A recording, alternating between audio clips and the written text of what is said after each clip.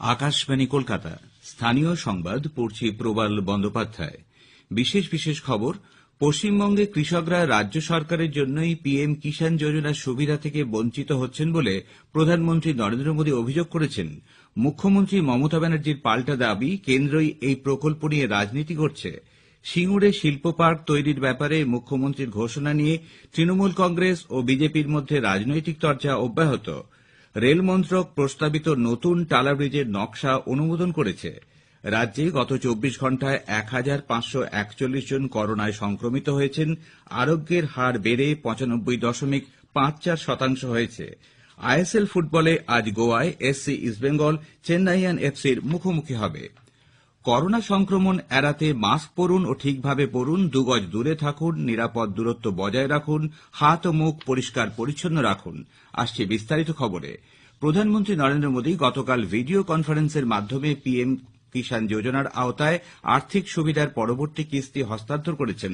অনলাইনে 9 কোটিরও বেশি কৃষক পরিবারের কাছে 18,000 কোটি টাকারও বেশি অর্থ প্রধানমন্ত্রী পৌঁছে দিয়েছেন। 6টি রাজ্যের কৃষকদের সঙ্গে শ্রী মোদী ভার্চুয়ালি কথাও বলেন। পিএম কিষাণ সহ কৃষক কল্যাণের অন্যান্য কেন্দ্রীয় প্রকল্প সম্পর্কে কৃষকরা তাদের অভিজ্ঞতা শ্রী মোদীর সঙ্গে ভাগ করে নেন। কৃষকরা বলেন, পিএম কিষাণ সম্মান নিধির আওতায় পাওনা টাকা তাদের ফসল বাড়াতে সাহায্য করেছে। প্রধানমন্ত্রী জানান, পিএম কিষাণ যোজনা শুরু হওয়ার পর থেকে 1,10,000 কোটি টাকারও বেশি অর্থ এ পর্যন্ত কৃষকদের অ্যাকাউন্টে পৌঁছে দেওয়া হয়েছে। পশ্চিমবঙ্গে 70 লক্ষেরও বেশি কৃষক এই সুবিধা পাচ্ছেন না বলে তিনি মর্মাহত বলে জানান।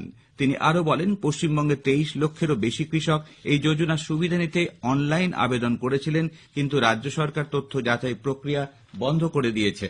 শ্রী মোদী আরও বলেন, কয়েকটি দল নতুন কৃষি আইনের বিরোধিতা করে তাদের রাজনৈতিক কর্মসূচি পূরণ করে চলেছে এবং কিছু মানুষ মিথ্যা গুজব ছড়িয়ে যাচ্ছে। কৃষকরা চুক্তি চাষে রাজি হলে তাদের জমি চলে যাবে এমন অপপ্রচারও চালানো হচ্ছে।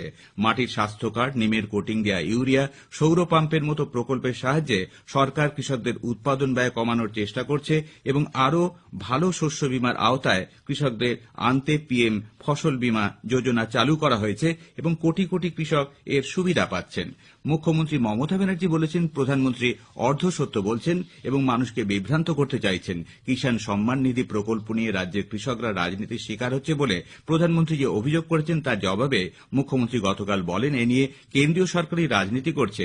আগেই রাজ্যের মাধ্যমে এই টাকা কৃষকদের মধ্যে বন্টনের প্রস্তাব দেওয়া হয়েছিল, কিন্তু কেউই তা মানতে চায়নি। কেন্দ্র কেন রাজ্যকে পাশ কাটিয়ে কৃষকদের টাকা দিতে চাইছে তা নিয়ে মুখ্যমন্ত্রী প্রশ্ন তোলেন। তিনি দাবি করেন, রাজ্য সরকার কেন্দ্রের সঙ্গে যৌথভাবে বহু প্রকল্প রূপায়িত করছে, সেখানে একটা প্রকল্প নিয়ে প্রশ্ন তোলা অবান্তর।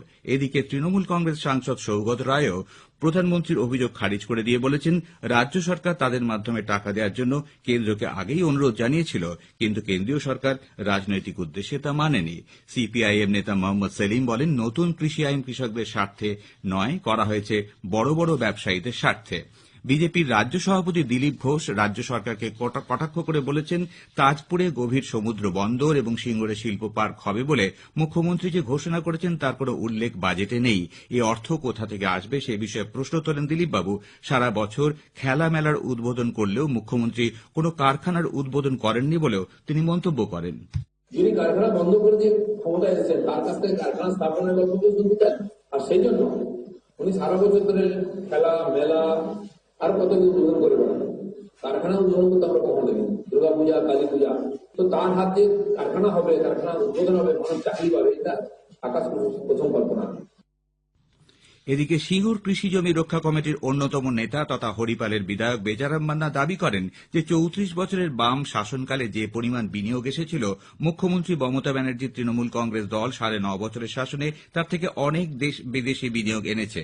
তিনি বলেন, সিঙ্গুরের রাস্তার দুপাশে বহু শিল্প কারখানা গড়ে উঠেছে। মমতা বন্দ্যোপাধ্যায় 2006 সাল থেকে সিঙ্গুরের মানুষের জন্য অনেক উন্নয়ন করেছেন, অনেক প্রকল্প রূপায়ণ করেছেন। এবারও তিনি এই ঘোষণার পর আরো একবার প্রমাণ করলো যে সিঙ্গুরের মানুষের পাশে মমতা বন্দ্যোপাধ্যায় রয়েছেন। কৃষকদের জমিকে জোর করে নেওয়া যাবে না, এটাই আমাদের মূল দাবি। আর সুপ্রিম কোর্টের রায়ের নির্দেশেই মুখ্যমন্ত্রী জমি ফেরত দেওয়া থেকে আরম্ভ করে কারখানা পরিষ্কার করা এসব কাজ করেছে। এই এখন বিরোধীরা এটা বললে বাংলার মানুষ এটা বিশ্বাস করবে না। এই রাজ্যে আগামী বিধানসভা নির্বাচন অবাধ ও শান্তিপূর্ণ হবে বলে রাজ্যপাল জগদীপ ধনখড় মন্তব্য করেছেন।